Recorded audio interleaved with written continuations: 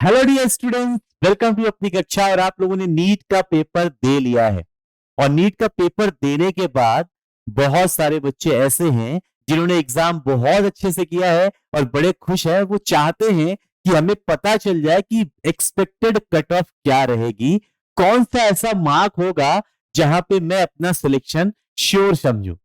और कुछ बच्चे ऐसे भी होंगे जो पेपर को बहुत बेहतर नहीं कर पाए, कुछ ना कुछ डिस्टरबेंस, कुछ ना कुछ कमी रह गई और उन्हें ऐसा लग रहा है कि मैं शायद मार्जिन पे हूं, मैं शायद बिल्कुल ऐसी जगह पे अटका हूं कि मैं जा भी सकता हूं और नहीं भी जा सकता हूं। मैं बिल्कुल ऐसे मार्जिन पे खड़ा हूं कि अगर 2-4 नंबर बढ़े तो मैं मेडिकल कॉलेज में जाऊंगा, नहीं तो मुझे वापस तैयारी करनी पड़ेगी। यस और नो। कुछ बच्चे ऐसे भी होंगे जो अभी तक ये डिसाइड नहीं कर पाए हैं कि उन्हें नेक्स्ट ईयर क्या करना है। मिलेंगे सभी बच्चों के लिए, एक एक पर्टिकुलर वीडियोस में लेके आऊंगा उनके लिए जो बिल्कुल सेलेक्ट हो चुके हैं, जिन्हें पता है कि उनका जो मार्क है वो नंबर इतने हैं, सफिशिएंट मार्क्स हैं कि वो आराम से कॉलेज ले सकते हैं। उनमें उन बच्चों के लिए मैं पूरी काउंसलिंग तक उनको सपोर्ट करता रहूंगा, बैक हैंड। जो भी आपके काउंसलिंग से रिलेटेड समस्या होगी, जहां पे भी आपको नीड होगी, वो मैं यहां से आपको हेल्प करता रहूंगा। दूसरी बात, वो बच्चे जिन्हें वो बिल्कुल मार्जिन पे आके रुके हैं, जिन्हें ये समझ नहीं आ रहा कि अब उन्हें क्या करना चाहिए, उनके लिए भी मिलेंगे। और जो बच्चे बिल्कुल दौड़ से बाहर हैं, वो दौड़ से बाहर हैं तो क्या क्या रीजंस हो सकते हैं, किस पर्टिकुलर रीजन पे उन्हें क्या सोचना चाहिए और अभी उनका जो थॉट प्रोसेस है वो कैसे चलना चाहिए, उसके बारे में भी एक वीडियो लेके आऊंगा। फिलहाल हम अभी बात कर रहे हैं कि हमारे नीट का कट ऑफ क्या हो सकता है। देखो, बहुत से लोगों ने फटाफट फटाफट फटाफट वीडियोस डाल दी और ये चलता है क्योंकि यूट्यूब है, यहां पे ये रेस चलती है कि पहले मैंने ये डाल दिया, पहले मैंने ये डाल दिया, पहले में जल्दी में हो सकता है कि मैं कुछ ऐसा कट ऑफ दे दूं यहां पे जो मैंने बहुत ज्यादा रिसर्च नहीं करी, बहुत सारे स्टूडेंट से बात नहीं किए, बहुत सारी जगहों से टैली नहीं किया। तो हो सकता है कि मैं भी जल्दी में यहां पे कुछ एक ऐसा स्कोर लिख दूं जो स्कोर कुछ बच्चों को परेशान करेगा। और मुझे लग रहा है कि बहुत सारे कोचिंग ने जो स्कोर प्रेडिक्ट किया है, मेरे हिसाब से मुझे वो ज्यादा लग रहा है। बहुत सारे लोगों का ऐसा मानना है कि कट ऑफ इंक्रीज करेगी, कट ऑफ इंक्रीज करेगी, कट ऑफ इंक्रीज करेगी। ठीक है, वो उनका अपना पॉइंट ऑफ व्यू है, बट मैं अपने पॉइंट ऑफ व्यू से बच्चों आपको बता रहा हूं और ये क्लियर क्लियर बता रहा हूं। जो बच्चा 595 के ऊपर का मार्क लेके आया है, यस, आप 597 को सेफ स्कोर मान लीजिए मेरी तरफ से। हो सकता है कि ये गलत हो सकता है कि ये सही हो। हम एक्सपेक्टेड, ना लिखा है ना एक्सपेक्टेड, वो थोड़े से रिसर्च करके, थोड़े प्रीवियस ईयर का को क्या ट्रेंड था, इस साल पेपर का ट्रेंड कैसा है, बच्चों को कैसा लगा है, बच्चों के पॉइंट ऑफ व्यू से सोच के मैं एक एक्सपेक्टेड कट ऑफ दे रहा हूं। मेरे हिसाब से नीट 2023 के लिए जो सेफ स्कोर है, यस मैं लिख रहा हूं इसको,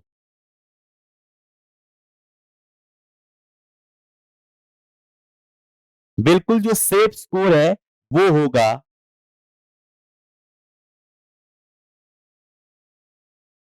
597 प्लस। बहुत ज्यादा कट ऑफ ऊपर ऊपर ऊपर मुझे नहीं लगता ऊपर जाएगी, सीधी सी बात है। मैं इस टैंट्रम में नहीं आने वाला कि कट ऑफ ऊपर जाएगी, क्योंकि मैंने बहुत सारे बच्चों से बात की है। हमारे साथ होता क्या है कि जब हम आपके नीट का पेपर देखते हैं तो हम एज अ फैकल्टी देख रहे होते हैं और हमें लगता है यार ये सब तो हमने क्लास में पढ़ाया है, या ये सब बहुत जनरल क्वेश्चंस है, बच्चा आराम से कर लेगा। लेकिन एक बार उस बच्चे के हिसाब से सोचो जो एग्जामिनेशन हॉल में बैठा है, वहां का प्रेशर और आप जब उस पेपर को देख रहे हो वो प्रेशर बहुत डिफरेंट होता है सर। बहुत मजे में हम बोल देते कि पेपर बहुत इजी था, पेपर बहुत इजी था, पेपर बहुत इजी था। एक बार उस बच्चे का माइंडसेट सोचो, समझने की कोशिश करिए आप लोग, जो सेंटर में बैठा है। इजी होने के बाद भी उसके पूरे 1 साल की, एक सेशन की मेहनत वहां पे तोली जा रही है, तो उसका प्रेशर अलग होता है। और उस प्रेशर में ना वो इजी चीज भी, सिली मिस्टेक्स होती है। वो बच्चा उस क्वेश्चन को जान रहा होता है, लेकिन अगर वो श्योर नहीं है तो वो डिलेमा में पढ़ के उस क्वेश्चन को गलत कर देता है, कंफ्यूज होकर कर देता है। बहुत सारे फैक्टर्स काम करते हैं। तो बाहर से देख के कट ऑफ बता देना कि पेपर देखा, कट ऑफ बता दिया, that not worthy according to me. वो चीज बढ़िया नहीं है, वो चीज सही नहीं है ना। तो हड़बड़ी नहीं करना। मैंने नहीं की, मैंने बात की 10, 20, 50, 100 बच्चों का जब तक रिव्यू नहीं आया, वन बाय वन सबसे इंटरेक्ट करने के बाद जब तक रिव्यू नहीं आया, कुछ मैंने इंटरनेट पे जाके डेटा टैली नहीं किए, तब तक नहीं किया। जब लग रहा है कि हाँ ये पॉसिबिलिटी हो सकती है, तो मैं बोल रहा हूं भैया कि आपके नीट का जो सेफ स्कोर होगा, आपके नीट का जो सेफ स्कोर होगा, बड़ा बड़ा लिख देता हूं, बड़ा बड़ा लिख देता हूं भाई, वो 597 प्लस। भूल जाओ 610, 615, 620। देखा मैंने बहुत से लोगों का 610 होगा, 620 होगा, 605 होगा। मुझे नहीं लगता। हाँ, वो उनकी अपनी प्रेडिक्शन है, वो उनका अपना रिसर्च है, ये मेरा अपना रिसर्च है।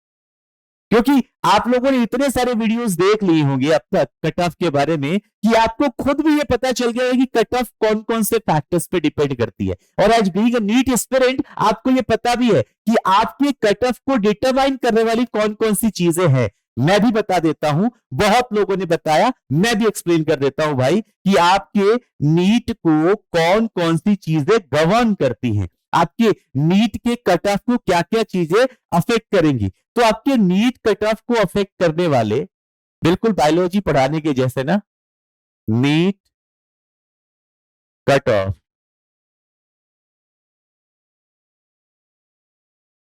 अफेक्टिंग फैक्टर्स, है ना, जैसे हम लोग बायोलॉजी पढ़ते हैं, बिल्कुल उसी तरीके से कि नीट के कट ऑफ को कौन कौन से फैक्टर अफेक्ट करेंगे। किसी भी एग्जाम के बारे में बात कर लो, कोई भी एग्जाम XYZ हो, उस एग्जाम की एक्सपेक्टेड कट ऑफ क्या होगी, वो कौन कौन सी चीजों पे मैटर करती है। सबसे पहला, सबसे इंपॉर्टेंट है कि भाई नंबर ऑफ कैंडिडेट्स कितने बैठ रहे हैं। The first is number of candidates appearing.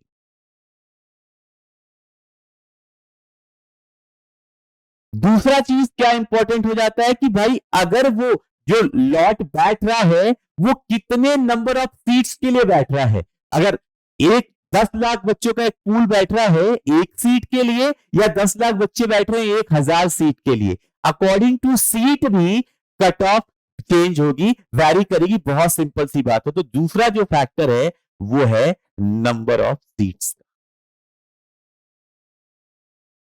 Number of candidates appearing, number of seats available.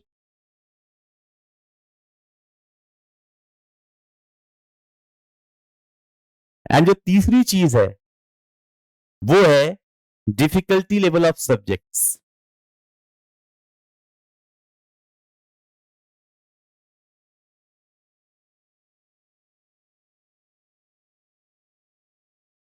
अब बच्चे बोलेंगे या लोगों को लगेगा कि सर सबसे पहले तो डिफिकल्टी लेवल डिसाइड करना चाहिए।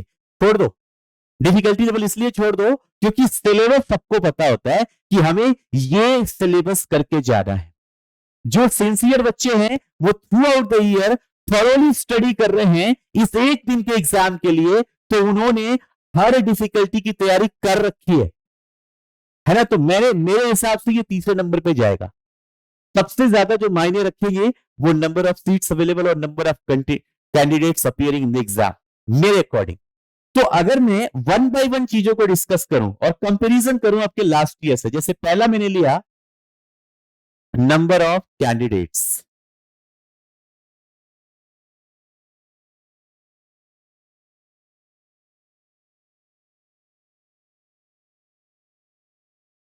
तो आप लोगों को पता है बच्चे, अगर मैं नंबर ऑफ कैंडिडेट्स अपीयरिंग लेता हूं तो आप लोगों को पता है कि नीट में इस बार हिस्ट्री क्रिएट हुई है। इस बार मैक्सिमम नंबर ऑफ रजिस्ट्रेशन हुए थे नीट के लिए, बट रजिस्ट्रेशन हुए थे क्या उन लोगों ने अपीयर भी किया? अप्रॉक्स 21 लाख बच्चों ने रजिस्टर किया इस बार नीट के लिए। क्या सबने अपीयर किया? ऐसा नहीं होता कि कोई भी एग्जाम हो और वहां पे अटेंडेंस 100% हो जाए। किसी की तबीयत खराब हो जाती है, किसी के साथ कुछ समस्या हो जाती है, किसी के सिचुएशन ऐसी हो जाती कि वो चाह के भी नहीं दे पाता, बहुत सारी चीजें होती हैं और वो इस बार भी रहा। अगर आप अपीयरिंग कैंडिडेट्स की बात करेंगे तो 2022 में नीट 2022 और अगर नीट 2023 को मैं कंपैरिजन करूं तो नीट 2022 में अप्रॉक्स 18.72 lakhs अप्रोक्सीमेशन का डेटा है। 18.72 lakhs बच्चों ने एग्जाम में अपीयर किया। इस बार 2023 में जो ये अपीयरेंस रही है, 2023 में ये अपीयरेंस रही है 20.87 अप्रोक्स। ये जो कैंडिडेट्स बड़े हैं ना, यहां पे आपको दिख रहा है, ये जो कैंडिडेट्स बड़े हैं, ये पूरे लाख में ही लिखा है बेटा। आपको साफ साफ दिख रहा है यहां से कि लगभग 2 लाख स्टूडेंट इंक्रीज हुए हैं, 2 लाख नंबर इंक्रीज हुआ है स्टूडेंट्स का। और अगर स्टूडेंट्स का नंबर इंक्रीज हो रहा है, एक ही रिसोर्स के लिए फाइट करने वाले ऑर्गेनिजम्स का नंबर इंक्रीज हो रहा है, इट मींस कि कंपटीशन भी इंक्रीज हो रहा है। यस और नो? और कंपटीशन का इंक्रीज होना सीधे सीधे इस बात को बता रहा है कि ये फैक्टर कट ऑफ को हाई करने वाला है। ये फैक्टर क्या करेगा? कट ऑफ को इंक्रीज करेगा। मेरा ऐसा मानना है, अपर एज लिमिट खुली है इसलिए नंबर ऑफ कैंडिडेट्स बढ़े हैं, बट मेरा ऐसा मानना है कि ये जो नंबर ऑफ कैंडिडेट्स बढ़े हैं, इसमें जो इंक्रीज हुए हैं, जो बच्चा अच्छी से तैयारी कर रहा था, जिसने बेस्ट प्रिपरेशन कर रखी थी, उसको बहुत माइनर फर्क पड़ेगा ये 2 लाख बच्चे इंक्रीज होने का, ऐसा मेरा मानना है कि बहुत माइनर डिफरेंस। हाँ, फैक्टर जरूर कटअप बढ़ाएगा, लेकिन ये जो 2 लाख, क्योंकि 2 लाख में से जो इंक्रीज हुए वो पूरे के पूरे 2 लाख भाई 30 मार्क हाँ नहीं है, उनमें भी कुछ वेरी सीरियस, कुछ नॉन सीरियस और कुछ मतलब ही नहीं है, वैसे वाले भी हैं, इसमें भी हैं। तो यहां पे ठीक है, आप बोलेंगे और ये बात सही भी है कि अगर नंबर ऑफ स्टूडेंट्स बढ़ेंगे तो कट ऑफ इंक्रीज होगी, बट सारे के सारे बच्चे वहां पे पढ़ाकू विमान नहीं आए हुए हैं कि बिल्कुल वही सीट के लिए फाइट कर रहे हैं। कट ऑफ बढ़ेगी बट बहुत माइनर सी, मुझे ऐसा लगता है बहुत माइनर सी इंक्रीज होने के चांसेस है, बहुत ज्यादा मैटर नहीं करेगी ये चीज। दूसरा फैक्टर हमने लिया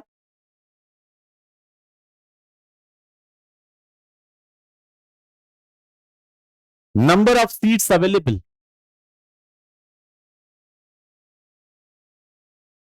और अगर मैं इसको कंपेयर करूं 2022 और 2023 का डेटा, तो जरा देखिए बहुत कुछ चेंज हो चुका है बेटा सीट्स के मामले में। तो 2022 में और 2023 में अगर मैं सीट्स देखूं मेडिकल कॉलेज के, तो सीट का नंबर भी मैंने लिख लिया था इसलिए ताकि डाउट ना हो। तो 2022 में जो काउंसलिंग हुई थी वो 91,927 सीट्स के लिए हुई थी, मेडिकल की काउंसलिंग 91,927।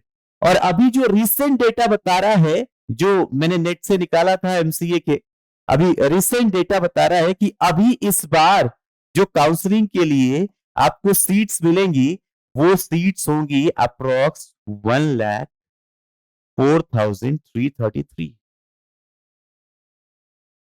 यार देखो 91 से सीधे सीधे आप 1,04,000 पहुंच चुके हो, यहां पे दिख रहा है अप्रोक्स यहां से देखा जाए तो 10 से 13,000 सीट्स बढ़ रही है। हाँ, अप्रोक्सीमेशन 10,000 लेके चलो, इंक्रीज सीट्स 10,000 लेके चलो, क्योंकि हो सकता है कि कुछ कॉलेजेस अभी रेडी ना हो पाए। अगर 10,000 सीट्स बढ़ गई, 10,000 सीट्स इंक्रीज हो गई, तो क्या हमारा कट ऑफ कम नहीं हुआ? नंबर ऑफ सीट्स बढ़े तो क्या हमारा कट ऑफ कम नहीं हुआ? मेरे हिसाब से बिल्कुल कम हुआ। ये वो फैक्टर है जो कट ऑफ को क्या करेगा? डाउन लाएगा, कट ऑफ को डाउन लाएगा, कट ऑफ को गिराएगा। एक फैक्टर था वो कट ऑफ को ऊपर लेके जा रहा था, ये दूसरा फैक्टर है जिसको मैं बोल रहा हूं कि कट ऑफ को क्या करेगा? डाउन करेगा, क्योंकि सीट्स बढ़ गई हैं। आपको बताऊं इन 10,000 सीट्स में से ना बच्चों, वो भी डेटा दे देता हूं मैं आपको, इन 10,000 सीट्स में से 4,000 अप्रोक्स तो अभी अप्रूव्ड हैं,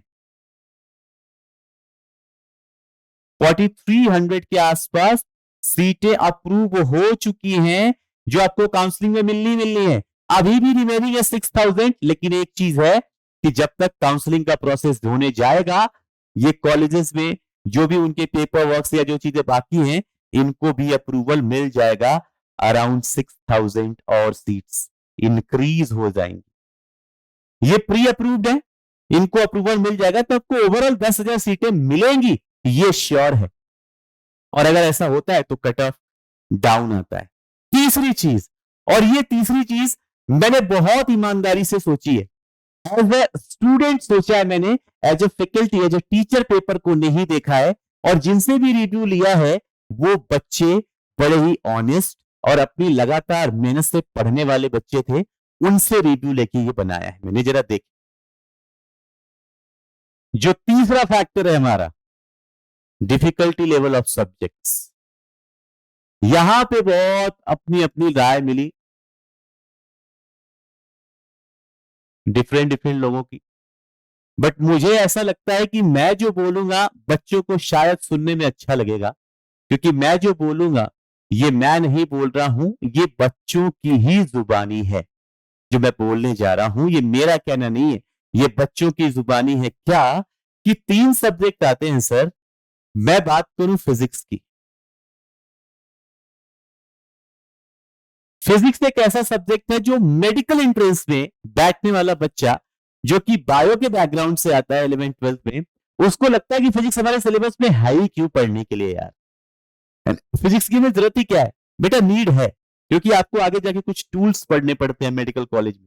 केमिस्ट्री की जरूरत क्या है, आप आगे जाओगे एक पूरी की पूरी बुक पढ़नी पड़ेगी पूरी एक साथ फार्माकोलॉजी की, और वो किताब पढ़ोगे तो आपको लगेगा कि आधी फिजिकल केमिस्ट्री, आधा यहाँ का जो आपकी ये इनऑर्गेनिक केमिस्ट्री है वो वहां पे चल रही है। बिल्कुल ऐसे नेम बाय नेम मिलेगा बेटा आपको वहां पे फार्माकोलॉजी में। तो जब आप फिजिक्स की बात करते हो तो बायोलॉजी तो आपको पढ़नी है मेडिकल कॉलेज में, तो फिजिक्स की बात करते हो अगर आप डिफिकल्टी लेवल की, तो बच्चे के दिमाग में पहले से सेट होता है कि फिजिक्स टफ आएगी, फिजिक्स टफ आएगी, फिजिक्स टफ आएगी। फिजिक्स का लोड मेडिकल एंट्रेंस वाले बच्चे को सबसे ज्यादा होता है, क्योंकि उसको ऐसा लगता है कि फिजिक्स ही है जो डिसाइडिंग फैक्टर होती है, सिलेक्शन करवाएगी नहीं करवाएगी। और इसलिए हर बार की तरह इस बार भी बच्चा फिजिक्स का हवा लेके गया एग्जाम कि फिजिक्स तो टफ आती है, फिजिक्स तो टफ आती है। बट फिजिक्स का पेपर मोर और लेस लास्ट ईयर के जैसा ही था, जो एक फिजिक्स का ट्रेंड चला आ रहा है उस ट्रेंड के जैसा ही था। तो पेपर इस बार ऐसा था कि बच्चे को टफ नहीं लगा, क्योंकि उसने फिजिक्स वाले बच्चे ने चाहे कुछ किया हो चाहे ना किया हो, उसने पढ़ा हो या ना पढ़ा हो थ्रू आउट द ईयर, उसने एक काम जरूर किया है। जो मेडिकल वाला बच्चा गया है, जो सिंसियर बच्चा था, उसने पीवाईक्यूज जरूर लगाए थे लास्ट 10-15 ईयर्स के। और जिन बच्चों ने पीवाईक्यूज लगा रखे थे उन्हें डायरेक्ट वैसे ही वैरायटी ऑफ क्वेश्चंस एग्जाम में देखने को मिले हैं।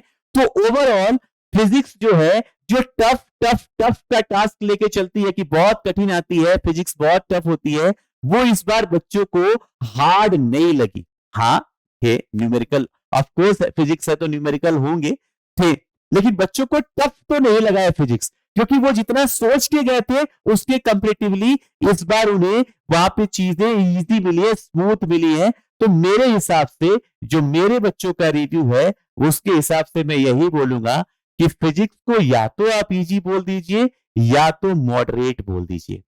इजी टू मॉडरेट बोल सकते हैं, और ये वही है जैसा लास्ट ईयर था, जैसा लास्ट ईयर था वैसा ही पेपर है। तो अगर लास्ट ईयर और इस ईयर की तुलना की जाए कि कट ऑफ में ये कितना वेरिएशन लाएगा, तो मुझे नहीं लगता कि फिजिक्स की वजह से कोई वेरिएशन कट ऑफ में आएगा। Physics will be neglected in the determining of the cut off marks. Cut off decide करने में फिजिक्स नेग्लेक्ट हो रही है, फिजिक्स बहुत ज्यादा फैक्टर नहीं कर रही है, मेरा ऐसा मानना है। ये सब कुछ मैं बोल रहा हूं तो मैं अपनी बातों को ओन भी कर रहा हूं बेटा। बाद में हो सकता है दोनों चीजें यार एक्सपेक्टेड है कि एकदम या तो सही हो जाए या कुछ वैरी हो जाए, तो जो मैं बोल रहा हूं मैं अपने कंसेंट से बोल रहा हूं, अपने रिसर्च से बोल रहा हूं, जो मुझे लग रहा है वो मैं बोल रहा हूं, है ना? आप देखेंगे, आप टैली करेंगे, डेफिनेटली आपको हेल्प मिलेगी एक चीज को समझने में कि हाँ क्या हो सकता है। मैंने अपना पहले भी बताया कि ये पूरा का पूरा रिव्यू मैं बच्चों के अकॉर्डिंग दे रहा हूं कि फिजिक्स इजी टू मॉडरेट थी और बहुत ज्यादा मैटर नहीं करेगी कट ऑफ को डिसाइड करने में। फिजिक्स के बाद जब मैं केमिस्ट्री पे आता हूं, इस बार केमिस्ट्री केमिस्ट्री थोड़ी सी मिस्ट्री साबित हुई है बच्चों के लिए। यस और नो? हर बार ये जो टैग होता था कि सिलेक्शन के लिए समस्या फिजिक्स क्रिएट करती है, तब फिजिक्स लगती है, फिजिक्स बच्चों को इजी लगी है। इस बार कुछ नया देखने को मिला है, फिजिक्स बच्चों को इजी लगी है, उनको केमिस्ट्री ने लटकाया है, केमिस्ट्री ने लटकाया है। मैं केमिस्ट्री को इजी नहीं बोल के मॉडरेट बोलूंगा, मॉडरेट बोलूंगा केमिस्ट्री का पेपर। और आपको साथ ही साथ ये भी बोलूंगा कि मॉडरेट के साथ साथ कुछ इनऑर्गेनिक केमिस्ट्री के क्वेश्चन थे, कुछ इनऑर्गेनिक केमिस्ट्री के क्वेश्चन थे जिसमें बच्चों को ये लग रहा है कि सर क्वेश्चन तो थे एनसीईआरटी से, बट एनसीईआरटी से ना वैसे बिल्कुल डायरेक्ट वाला नहीं था, है ना? था तो ये इनऑर्गेनिक केमिस्ट्री के कुछ क्वेश्चन थोड़े से हार्ड लगे हैं बच्चों को। ये कोई भी फैक्टर क्रिएट नहीं कर रहा, ये मींस फिजिक्स। लेकिन केमिस्ट्री मॉडरेट है। इस बार ये हिस्ट्री होगी कि सिलेक्शन रेट और नंबर ऑफ सिलेक्टेड स्टूडेंट पे जो इफेक्ट डालेगी जो सब्जेक्ट, वो केमिस्ट्री होगी, वो फिजिक्स नहीं होगा। Chemistry will be deciding. लिख देता हूं, देख लेना आप लोग। सिलेक्टेड बच्चों का और नॉन सिलेक्टेड बच्चों के बीच में जो डिफरेंस आएगा इस बार के पेपर में, वो केमिस्ट्री क्रिएट करेगी। मैं यहां पे लिख रहा हूं बहुत ही प्राउडली कि केमिस्ट्री विल बी डिसाइडिंग।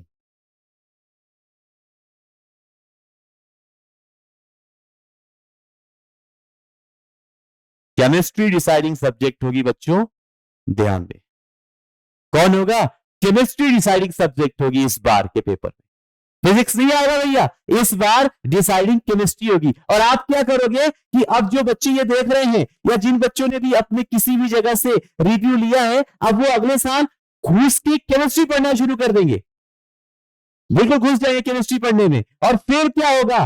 पिछले साल बायो थी, तुमने बायो के लिए अच्छी से तैयारी की, इस बार डूब डूब के बायो पढ़ा कि पिछली बार लेंदी थी जल्दी करना है, पिछली बार लेंदी थी जल्दी करना है, फिजिक्स तो वैसे भी टफ आती है, चलो ये सिलेक्टेड पढ़ लो, ऐसे पढ़ लो, वैसे पढ़ लो। तुमने केमिस्ट्री को छोड़ा, इस बार एग्जामिनर ने केमिस्ट्री में खेल लिया। और अब तुम जब अगले साल पागलों के जैसे केमिस्ट्री पढ़ोगे तो वो फिर फिजिक्स या बायोलॉजी में कहीं खेल जाएगा। इसलिए लड़ाई में जाना है तो हर हथियार लेके जाओ। जाना है, तुम्हें पता नहीं है कहां आपको सुई चाहिए, कहां आपको तलवार चाहिए। लड़ाई में जा रहे हो भैया, ऐसी लड़ाई में जिसमें 20-20 लाख, 21-21 लाख लोग लड़ने आ रहे हैं आपके साथ। आपका कंपटीशन आपके अकेले से नहीं है, इतने बच्चे बैठे हैं। हाँ चलो 20 लाख में मैंने मान लिया कि 50% आबादी तो ठीक है, ऐसे ही है, जो नहीं है, नॉन सीरियस है या फुल्ली प्रिपेयर नहीं है, लेकिन फिर भी 8 से 10 लाख सीरियस बच्चा बैठता है। और एक सीट के लिए आपसे 8 से 10 लाख सीरियस बच्चा लड़ रहा है, तो वहां पे आपके पास जितने भी हथियार हैं वो सब तैयार होने चाहिए। और आप ऐसे देखते हो कि अच्छा इस बार फिजिक्स फिजिक्स फिजिक्स फिजिक्स पूरे साल फिजिक्स का हुआ लेके चलते हो, एग्जाम में केमिस्ट्री, इसीलिए इसका नाम एग्जाम है। हिंदी में पता है क्या बोलते हैं? परीक्षा। परीक्षा को हिंदी में क्या बोलते हैं? पर इच्छा, दूसरे की इच्छा। आपके कंट्रोल में कुछ नहीं है, दूसरे की इच्छा है। तो आपके कंट्रोल में बस एक चीज है कि ये 3 सब्जेक्ट पढ़ने हैं और इनको कायदे से पढ़ लेना है। ये है आपके कंट्रोल में, ये चीज आप मैनेज कर सकते हो। या आप सब्जेक्ट का पेपर का लेवल आप सोच भी नहीं सकते। कभी बहुत आसान तो भी दिक्कत, कंपटीशन बहुत बढ़ जाता है। कभी बहुत मुश्किल तो भी दिक्कत कि जो बिल्कुल क्रीम बच्चे होते हैं वो कॉलेज ले लेते हैं, जो मॉडरेट लेवल वाले हैं वो नहीं ले पाते।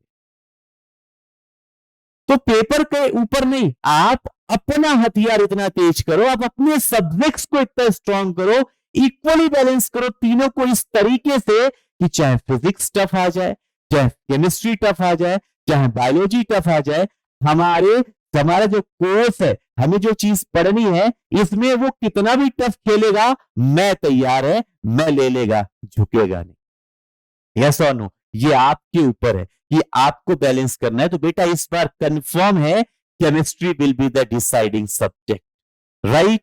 नेक्स्ट मेरी अपनी बायोलॉजी। अब ईमानदारी से बताऊं, मैंने पहले भी एक वीडियो बनाया है, मैंने नहीं बोला उसमें, इसमें भी नहीं बोलूंगा मैं, कि ये नहीं बोलना कि जो पढ़ाया था वही आया, कि पढ़ाया एनसीईआरटी था, आना वही था यार, पढ़ाया एनसीईआरटी था, आना वही था, तो जो पढ़ाया वही आया, क्यों बोले भाई।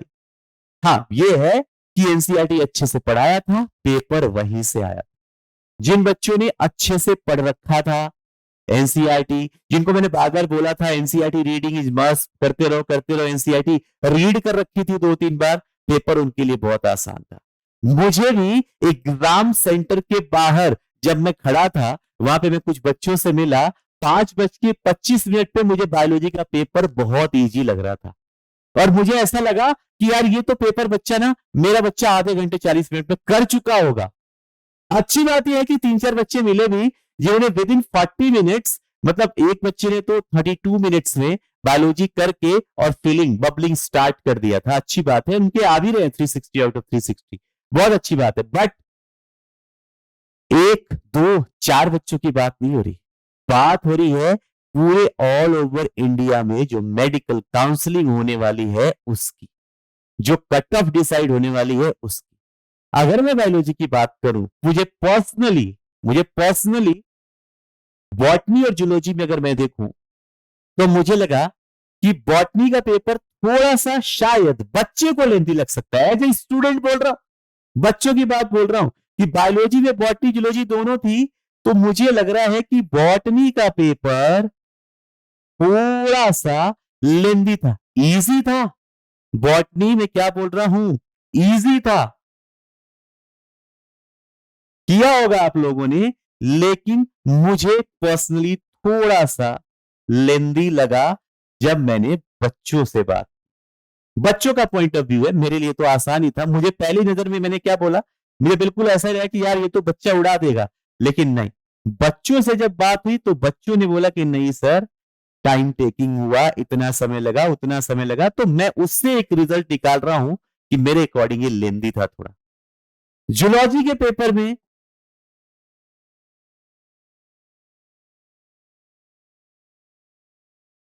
जो क्वेश्चंस थे, ये क्वेश्चन भी सारे के सारे एनसीईआरटी बेस्ड थे, बट जूलॉजी का पेपर मुझे क्वेश्चन वाइज थोड़ा स्टैंडर्ड वाइज बॉटनी से अच्छा लगा। स्टैंडर्ड वाइज बोल रहा हूं, थोड़ी सी मुझे चीजें जूलॉजी में अच्छी लगी, तो इसको तो मैंने इजी लिखा है, मैं इसको मॉडरेट लिखूंगा।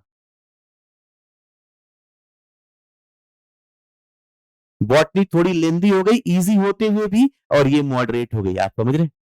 बायोलॉजी का पेपर लास्ट ईयर 2022 को अगर मैं कंपेयर करूं, तो 2022 में जो बायोलॉजी का पेपर था वो थोड़ा ज्यादा लेंदी था, आपको स्टेटमेंट्स पढ़ने पड़ रहे थे बार बार, एआर में आप अटक रहे थे, आपको सोचना पड़ रहा था। इस बार भी था, बट पिछली बार के कंपेरेटिवली थोड़ा सा यहां पे डाउन कर दिया गया था, आपका समय कम लिया गया था बायोलॉजी के पेपर में। बट फिर भी सवाल, कुछ क्वेश्चंस अच्छे थे जहां पे आपको सोचना पड़ा होगा, जहां पे आपको स्टेटमेंट्स को 2 बार पढ़ना पड़ा होगा, उस हिसाब से आपने जो टाइम लिया, मैं उसके अकॉर्डिंग बोल रहा हूं कि जूलॉजी मुझे मॉडरेट लगी, इसके कुछ क्वेश्चंस बहुत अच्छे थे।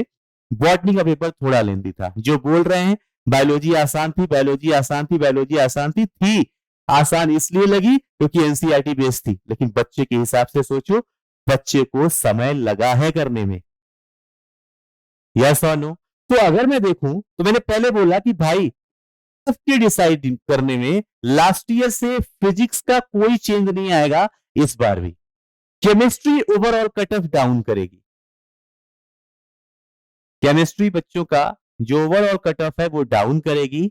बायोलॉजी भी मेरे हिसाब से जो कट ऑफ है इस पे ज्यादा असर नहीं डालेगी, लास्ट ईयर के कंपेरेटिवली मैं बात कर रहा हूं, क्योंकि मेरे हिसाब से लास्ट ईयर के जैसा ही हो गया मामला, लास्ट ईयर के जैसा ही। कि यहां पे बच्चों ने थोड़ा समय बचाया इस बार, तो वो यहां पे डूब गया, तो मेरे हिसाब से तो वो वैसा ही हो गया। तो ओवरऑल मैं जो प्रेडिक्शन देना चाहता हूं आपको इन तीनों फैक्टर्स पे, कि कैंडिडेट्स अपीयरिंग के हिसाब से कट ऑफ थोड़ा इंक्रीज होगा। ठीक है भाई, योद्धा बड़े हैं तो चांसेस प्रोबेबिलिटी बिल्कुल, नंबर ऑफ सीट्स के हिसाब से कट ऑफ डिक्रीज होगी, और डिफिकल्टी लेवल ऑफ सब्जेक्ट के हिसाब से भी मुझे लग रहा है कि फिजिक्स बच्चों के वैसे भी डरे होते हैं, तो मैक्सिमम बच्चे फिजिक्स को थोड़ा सा सिलेक्टेड पढ़ के जाते हैं।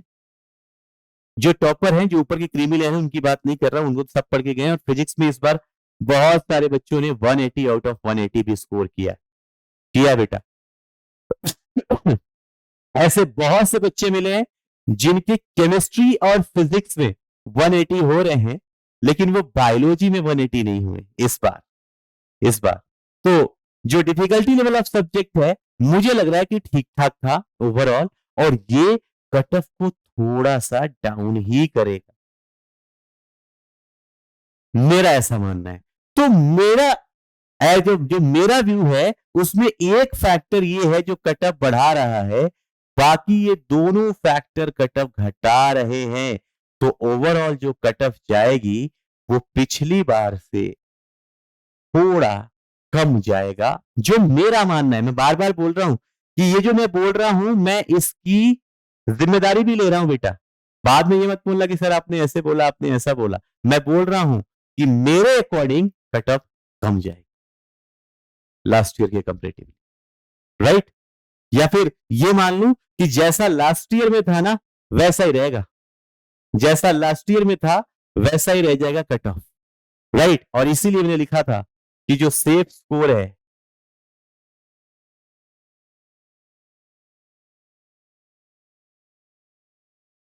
ऑल इंडिया कोटे के लिए वो 597 प्लस। कट ऑफ के रेंज के बारे में बात कर दूं मैं, तो जो कट ऑफ का रेंज होने वाला है मेरे हिसाब से,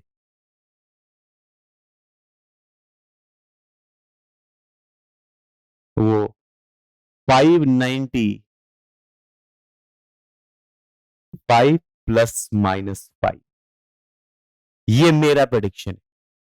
देखा मैंने 610 और इतना और उतना, मत डरो, मत घबराओ बेटा। 500 595 ±5 पे आप टिके रहो। और अभी तो एनटीए की आंसर की भी नहीं आई, एनटीए की आंसर की आने दो। हो सकता है एक तो क्वेश्चन कुछ ऐसा हो जो आपको कहीं बोनस मिल जाए, कहीं कुछ हो जाए, क्योंकि उनका अपना चलता है, आपका अपना चलता है। आपने किसी कोचिंग इंस्टीट्यूट को, या जहां से जिस कोचिंग को फॉलो कर रहे हैं, उसके आंसर की से आंसर मिलाया है। एनटीए से हमेशा एक दो क्वेश्चन का कुछ इधर उधर हो जाता है, कभी घट भी जाता है, कभी बढ़ भी जाता है, उस हिसाब से बोल दिया ±5। जो भी बच्चा 600 मार्क्स लेके बैठा है, वो अपने आप को बिल्कुल सेफ समझे, बिल्कुल सेफ समझे। और जो बच्चा 585 के आसपास है, वो एनटीए के आंसर की का वेट कर ले। अभी घबराना नहीं है कि सर ये पता नहीं क्या हो गया, ऐसा हो गया, वैसा हो गया। छोड़ दो सब, अभी रिलैक्स बैठो यार, बिल्कुल चिल करके बैठो। कोई टेंशन लेने की जरूरत ही नहीं है आपको। अगर आपने 590 के आसपास का स्कोर कर रखा है, आप रिलैक्स बैठो, वेट करो एनटीए के आंसर की। दुनिया की बातों में आके, दूसरों की बातें सुन के कि 615, 620, 610, घबराओ मत। ये मेरा मानना है। मैं आपको ये सजेस्ट कर रहा हूं बेटा, घबराओ मत। फाइनल क्या होगा वो तो रिजल्ट आएगा तब पता चलेगा कि मैं कितना सही था, या कौन कितना सही था, या किसका प्रेडिक्शन कितना सही था। लेकिन मेरी जो प्रेडिक्शन बता रही है, मैं इस फील्ड में काफी टाइम से हूं, मैं खुद भी मेडिकल स्टूडेंट रह चुका हूं, अभी पढ़ा रहा हूं, तो मुझे पता है कि कहां तक चीजें मेरे एक्सपीरियंस के हिसाब से जा सकती है। और मैंने वो बिल्कुल ऑनेस्टली बोला है कि आप 595 ±5 लेके चलो। मैं उसको 600 भी लिख सकता था, ज्यादा फर्क नहीं पड़ता, एक सवाल का फर्क पड़ रहा है यार 600 करने में, लेकिन नहीं, मैंने फिर भी बोला है 595 ±5, जो मेरा अपना प्रेडिक्शन है। तो आप लोग अपने मार्क्स को देख के बिल्कुल घबराए नहीं। दूसरे कुछ ऐसी जगहों के कुछ बड़े बड़े ब्रांड ने 610, 6.5 जो एक्सपेक्ट किया है, उसको भी देख के नहीं घबराए। वेट करिए, एनटीए की आंसर की आने दीजिए, वेट करिए, आपको बिल्कुल ट्रू फैक्ट्स पता चल जाएंगे, राइट? जिन बच्चों के मार्क्स 600 के आसपास हैं, 600 अराउंड है, 595 प्लस हैं, वो रिलैक्स बैठे, उन्हें इस बार सीट्स मिलेगी। ठीक है बच्चों, तो जिन बच्चों के सीट्स कंफर्म है, मिठाई खाओ और खिलाओ मेरी तरफ से, राइट। जो बच्चे कहीं डिलेमा में अटके हैं, बहुत जल्दी उनके लिए वीडियो लेके मिलेंगे। ये मेरा स्कोर है, ये याद करके रखना, और प्लीज इसके इसके मतलब इसके आसपास ही रहना है मेरे हिसाब से। इसलिए जिन बच्चों के भी, जिनको डर लग रहा है ना 595 पे कि सर 605 बता रहे हैं, सर 610 बता रहे हैं, चिल करो, आपको इतने पे कॉलेज मिलेगा बेटा, मजे करो, मिठाइयां खाओ, मिठाइयां खिलाओ, रिलैक्स बैठो, चिल करो, ठीक है। इसके बाद जिनके सिलेक्शन हो जाएंगे, ये तो मैंने ऑल इंडिया कोटे से बताया है आपकी कट ऑफ। ये जो पूरी कट ऑफ का प्रेडिक्शन है वो ऑल इंडिया कोटा के लिए है, स्टेट वाइज भी है ना, आप लोगों के लिए बहुत जल्दी स्टेट वाइज भी स्टडी करके मैं state wise cut off rank भी आप लोगों के लिए प्रेडिक्ट करूंगा, और कोशिश करूंगा कि बच्चों ने जो मेहनत की है, जो पूरे साल थ्रू आउट द ईयर आपने मेहनत की है, दुनिया के इतने सारे ताने सहे हैं, इतनी सारी चीजों को छोड़ा है, जो आपकी त्याग थी, तपस्या थी, उसके बाद जब आप ये स्कोर लेके आ रहे हो और सिलेक्ट हो रहे हो, तो सिलेक्ट होने के बाद आपके लिए जो सबसे बेस्ट पॉसिबल मेडिकल कॉलेज हो, वहां तक पहुंचाने की जिम्मेदारी भी मैं लूंगा, और मैं आपकी काउंसलिंग में स्टेट वाइज हेल्प करूंगा, स्टेट वाइज प्रेडिक्शंस दूंगा, कॉलेज वाइज प्रेडिक्शंस दूंगा, जितना फाइन, जितना फिल्टर प्रेडिक्शन दे सकता हूं दूंगा, ताकि आपको बेस्ट कॉलेज मिले, क्योंकि आपको जो करना है वो कर चुके हो। आपको जो करना है, आप इसके ऊपर आ रहे हो पार स्कोर के, तो आप अपना काम कर चुके हो। अब मेरा काम as a being mentor, as a being faculty, ये है कि मैं आप लोगों को best to best medical college तक पहुंचाने में गाइड कर सकूं और आपकी हेल्प कर सकूं, है ना बच्चों। बहुत मेहनत की है आप लोगों ने, बहुत अच्छे से पढ़ाई की है, तो जो पॉसिबल बेस्ट मेडिकल कॉलेज आपके लिए हो सकता है वो आप डिजर्व करते हो, और वहां पहुंचाने में भी मैं आपकी हेल्प करूंगा, है ना। कोशिश यही रहती है एज बीइंग अ मेंटर कि थ्रू आउट द ईयर आपको मोटिवेटेड रखें, थ्रू आउट द ईयर आपको पढ़ाते रहें, अच्छा पढ़ाएं, जो आपके काम आए आपके इस फाइनल डे के एग्जाम में, आपके फाइनल लड़ाई में, और काम आया है, आप लोगों ने अप्रिशिएट किया, उसके लिए भी थैंक यू। हमें खुशी यही होती है, हमारी रियल अर्निंग यही होती है कि जब हम पढ़ा रहे हैं, जो हम पढ़ा रहे हैं, अगर जो बच्चा उसको चुपचाप शांति से फॉलो कर रहा है ट्रस्ट करके, और फिर जब वो बोलता है कि सर मैंने चुपचाप सुना और बहुत फायदा हुआ, इससे ज्यादा खुशी कुछ भी नहीं होती, इससे ज्यादा बढ़िया चीज कुछ भी नहीं हो सकती। तो मिलते हैं बेटा जल्दी ही स्टेट वाइज कट ऑफ को लेके, स्टेट वाइज प्रोटेक्शन को लेके, ताकि आप लोग बेस्ट कॉलेज ले सके। जिन बच्चों का हो गया है उनको मेरी तरफ से हार्टिएस्ट कॉन्ग्रेचुलेशंस, खूब एंजॉय करो अपना टाइम। जिन बच्चों का नहीं हो पाया किसी भी रीजन से, जल्दी मिलूंगा उनसे नए वीडियो में। तो यहां पे 595 प्लस माइनस 5 मैंने बता दिया। ये मेरे हिसाब से ये जो मैंने कट ऑफ बताया बेटा, ये फर्स्ट राउंड का नहीं है, ये फाइनल राउंड का कट ऑफ है। फाइनल राउंड या स्ट्रे राउंड, वैकेंसी राउंड बोलते हैं, जो आप बोलते थे। आप लोगों को पता है कि जब काउंसलिंग होती है तो काउंसलिंग कई राउंड्स में की जाती है। एक फर्स्ट राउंड की होती है सबसे पहले। फर्स्ट राउंड में जो लोग अपना फॉर्म फिल करते हैं, रजिस्ट्रेशन करवाते हैं, उनके सीट अलॉट्स किए जाते हैं। सीट अलॉटमेंट के बाद फिर वेकेंट सीट्स के लिए सेकेंड राउंड काउंसलिंग होती है। सेकेंड राउंड काउंसलिंग के बाद भी अगर किसी कॉलेज में सीट बच गई है तो दो चीजें पॉसिबिलिटी होती है, जरा सुनिए। मान लीजिए फर्स्ट राउंड में एक बच्चे ने एक कॉलेज ले लिया, ठीक है, एक कॉलेज ले लिया। जैसे मैं यूपी से हूं तो मैं यूपी का अच्छा एग्जांपल दे पाऊंगा आपको, आप मेरी बात समझ लेना कि मैं आपको क्या बताना चाह रहा हूं। मान लीजिए एक बच्चे ने ले लिया, आप उसको मिल गया आपका बीआरडी गोरखपुर, उसने गोरखपुर में एडमिशन ले लिया फर्स्ट राउंड में।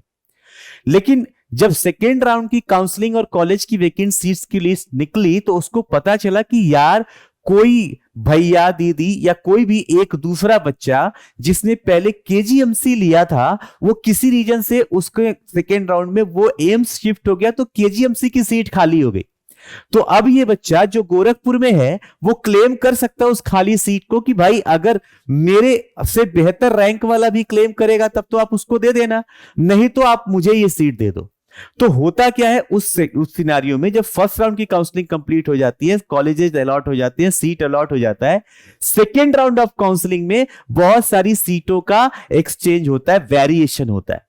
तो बच्चों की जो वापस ना वो जो सेकेंड राउंड की काउंसलिंग होती है तो बच्चे अपग्रेड करवाते हैं कॉलेज, मतलब अपने से जिस रैंक पे भी है उनका ऑल इंडिया या एनआईएफएस एनआईएफआर के लिस्ट पे, तो वो उसके हिसाब से कॉलेज अपग्रेड करवा लेते हैं। तो नीचे वाले कॉलेजेस फिर क्या होते हैं, खाली होते जाते हैं।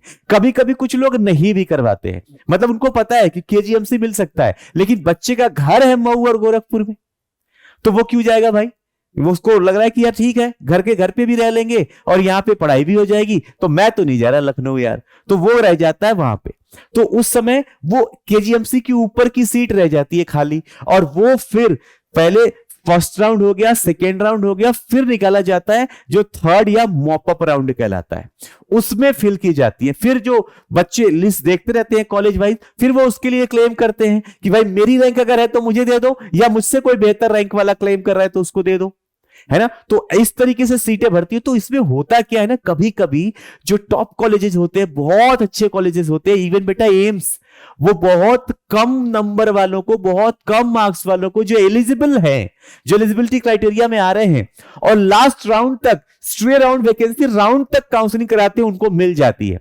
उनसे ज्यादा नंबर वाला बच्चा हो सकता है कि किसी दूसरे मेडिकल कॉलेज में बैठा हो जिसकी रैंक उस एम्स के कंपैरेटिवली कम हो, लेकिन वो बच्चा वहां से चला जाता है वहां पे, क्योंकि उसने काउंसलिंग को प्रॉपर फॉलो किया है, उसने काउंसलिंग को प्रॉपर विजिट किया है, देखता रहा है, अपडेटेड रहा है, कहां पे कितनी कैटेगरी वाइज या बिना कैटेगरी की क्या सीटें खाली हो रही हैं, कहां मैं जा सकता हूं, कहां मेरा कोटा है, और वो करते करते वो जंप मार के कम नंबर पे भी अच्छा कॉलेज ले लेता है। इसलिए जरूरी होता है काउंसलिंग को, अगर आपको serious as a serious student आपने पढ़ाई की है तो आपका ये कर्तव्य है और आपका ये एक होना चाहिए कि आपको बेस्ट मेडिकल कॉलेज जो मिले वो आपको मिले। तो जब अगर आप फॉलो करेंगे प्रॉपर काउंसलिंग को, तभी आप ये चीज इंश्योर कर पाओगे कि आप बेहतर से बेहतर मेडिकल कॉलेज को अटेन कर पाओ। मैंने बता दिया कि 595 प्लस माइनस 5 जो है वो फर्स्ट, ये फाइनल, ये जो कट ऑफ मैंने बताया ये फाइनल कट ऑफ है, और ये कट ऑफ ऑल इंडिया कोटे की जनरल रैंक की है, जनरल की बता रहा हूं मैं। हाँ, मैंने पहले भी बोला बेटा कि मेरा कैलकुलेशन मैंने अपने हिसाब से तो कोशिश की है कि बेस्ट निकले, बट ये थोड़ा सा ऊपर नीचे हो सकता है, ये जनरल की है बेटा, राइट। अब ये जनरल से अगर मैं कैटेगरी पे शिफ्ट होना चाहूं कि सर कैटेगरी वाइज क्या होगा, तो देखो मैं कैटेगरी वाइज भी आपको बताता हूं। ये जो लिस्ट आप देख रहे हो, ये लिस्ट 2022 के काउंसलिंग की है, 23 की नहीं, 2022 की काउंसलिंग लिस्ट है ये पूरी। यहां पे जनरल फर्स्ट राउंड में 17,401 रैंक तक, 17,401 रैंक तक, ऑल इंडिया कोटे में 608 नंबर तक फर्स्ट राउंड में मिला था। सेकेंड राउंड में जनरल 602, थर्ड राउंड में या जिसे मॉपअप राउंड भी बोलते हैं 597, और फाइनल या स्ट्रे वैकेंसी राउंड में 596 पे जनरल वाले को कॉलेज मिल गया था। ऑल इंडिया कोटे में 596 पे कॉलेज मिल गया था। और मैंने अभी आपको क्या सिखाया कि जो ओवरऑल 3 क्राइटेरिया मेरे हिसाब से हैं जो ये डिसाइड कर रहे हैं कि कट ऑफ बढ़ेगी या घटेगी, आपको मैंने वो भी दिखा दिया कि मेरे हिसाब से ओवरऑल कट ऑफ गिरेगी और वो आएगी 595 पे। अभी तक मैंने सिर्फ कैटेगरी की बात नहीं की, जनरल की बात कर रहा हूं, वो आएगी 595 पे। तो मेरे हिसाब से 2023 में अगर यहां पे 596 मार्क्स में 2022 में मिला है, जब बच्चों को बायोलॉजी का पेपर बहुत लेंदी लगा था, फिजिक्स समवेयर ऐसी थी, केमिस्ट्री स्मूथ थी, तब 596 पे मिल गया। अभी तो मैं खुद बोल रहा हूं कि ये नीचे आएगी, और नीचे लाके मैंने दिखा भी दिया है आपको, मैंने 595 प्लस माइनस 5, यानी मैं बोल रहा हूं कि इससे 4-5 नंबर कम, मतलब 590 तक मिल जाएगा 2023 में। According to me 590, 592, safe score 597 लिखा है। बट अगर आप फाइनल राउंड तक जाने की कोशिश कर रहे हैं, एंड तक जा रहे हैं, तो आपको इन मार्क्स पे कॉलेज मिलने की प्रोबेबिलिटी बहुत ज्यादा होगी इस बार। समझिए इस बात को, इस कहानी को। अगर मैं यही जनरल में ईडब्ल्यूएस कोटे की बात करूं तो इससे 2-3 नंबर कम कर लीजिए, 2-3 नंबर कम कर लीजिए। फर्स्ट राउंड में देखिए 3 नंबर का डिफरेंस है, सेकेंड राउंड में 4 नंबर का डिफरेंस है, थर्ड राउंड में 595 पे, स्ट्रेट राउंड में इसको भी यानी जनरल, चाहे मैं ईडब्ल्यूएस कैटेगरी की बात करूं या नॉर्मल बात करूं, 595 596 पे कॉलेज मिल गया था फाइनल राउंड तक जाते जाते। 595 596 में जनरल को कॉलेज मिल गया था, यस और नो। इसी को तो मैंने ये बोला है कि इस बार ये जो सीन होगा 2023 में वो 595 प्लस माइनस 5 रहने वाला है, यही कह रहा हूं मैं। 595 प्लस माइनस 5 रहने वाला है 2023 में। मिलेगा बेटा इस पे कॉलेज, मिलेगा इस पे कॉलेज। एक बार एनटीए की फाइनल आंसर की आने दो, कुछ करेक्शन हो रहा है तो वो देखते हैं। बाकी अभी तक जो वैसे तो 1-2 लग रहा है, बट हमेशा कुछ ना कुछ छेड़छाड़ हो जाता है। कुछ ऐसे क्वेश्चन के आंसर वो मान लेते हैं कि भाई हमारे हिसाब से ये सही है, कि कोर्ट में क्लेम होता है, बहुत सारे टेंट्रम्स होते हैं, तो वो प्लस माइनस में लेके चल रहे हैं। मेरे हिसाब से इस स्कोर पे मिलेगा कॉलेज इस बार जनरल कैटेगरी को। इसलिए घबरा के, हड़बड़ा के, इधर उधर की वीडियो देख के डिप्रेस नहीं होना है, परेशान नहीं होना है। 620 नंबर कट ऑफ क्या होती है? कट ऑफ बोल रहा हूं, टॉपर की बात नहीं कर रहा, कट ऑफ की बात कर रहा हूं। टॉपर ठीक है, जो आएगा 700 प्लस कुछ समथिंग लेके आएगा। हो सकता है इस बार भी कोई 720 में 720 लेके आए। मेडिकल के लिए अब ये कोई नई बात नहीं रही, लेकिन आप कट ऑफ मार्क बता रहे हो 620 नंबर, 615 नंबर, पॉसिबल ही नहीं है, ये पॉसिबल ही नहीं है। ऑल इंडिया कोटे के लिए बेटा यही रहेगा, तो आपको लोड नहीं लेना है। अगर आप इस रेंज में हैं तो आप वेट करें, देखें, फाइनल राउंड तक जाएं, अपनी काउंसलिंग को लेके, कॉलेज मिलेगा आपको। जब मैं यहां आता हूं तो एक चीज आप देख पा रहे हैं कि यहां से 608 से 602, 608 से 606, सॉरी 608 से 606, 4 मार्क का डिफरेंस है। हां, रैंक थोड़ी डिफर हुई है, बट ये रैंक के साथ साथ नंबर घटेगा तो रैंक तो डिफर होगी ही होगी। तो ईडब्ल्यूएस में 18,000 17,000 पे फर्स्ट काउंसलिंग में जनरल वाले को, 18,000 में ईडब्ल्यूएस वाले को, 18,000 पे ही फर्स्ट काउंसलिंग में ओबीसी को भी सीट मिल गई थी। यानी ओबीसी, जनरल, ईडब्ल्यूएस अगर ये देखें तो 606 से 608 में सब आ गया। तो यहां पे अगर मैं ओबीसी की बात कर रहा था, ओबीसी की बात करें तो 605 से 608, मतलब 2 नंबर का डिफरेंस मान के चलो यार, 2 नंबर का। तो वो ओबीसी के लिए भी यही आसपास का रह जाएगा, है ना। जो ओबीसी की सीट की बात करूं वो भी आप ये मान के चलें कि ओबीसी के लिए भी क्राइटेरिया ये जनरल के लिए हो गया, ओबीसी भी इसी क्राइटेरिया में आ जाएगा, क्योंकि ये 2-3 नंबर का फर्क है जो इसी रेंज में आ जाएगा। हम जब बात करेंगे 454 और 423 की, तो ओबीसी भी भैया इसी रेंज में आ जाएगा। अब रह गए आपके SC and ST, SC and ST. तो मेरे हिसाब से इनके लिए जो स्कोर जाएगा फाइनल राउंड में 445 प्लस माइनस 5 ये होगा, और ये होगा 420 plus minus 5, 420 plus minus 5 ST के लिए। ये मेरे हिसाब से 2023 का सेफ स्कोर है। ये जो मैंने लास्ट में लिखा है, ये सारा स्कोर मैंने 2023 के लिए लिख रखा है। ये जो स्कोर है यहां पे लिखा भी है 2023, तो ये जो स्कोर है ये सारा का सारा स्कोर मैंने 2023 के लिए लिख रखा है। मैं इसको अलग से एनसर्कल भी कर रहा हूं, ताकि अगर आप लोगों को ध्यान देना हो कि पर्टिकुलरली हमें कुछ देखना था तो क्या था, तो लेटर ऑन भी आप डायरेक्टली यहां से देख पाए। Right, 595 plus minus 5, 445 plus minus 5, 420 plus minus 5, ये मेरी तरफ से जो 2023 का कट ऑफ एक्सपेक्टेड है, मैं ये डिक्लेयर करता हूं।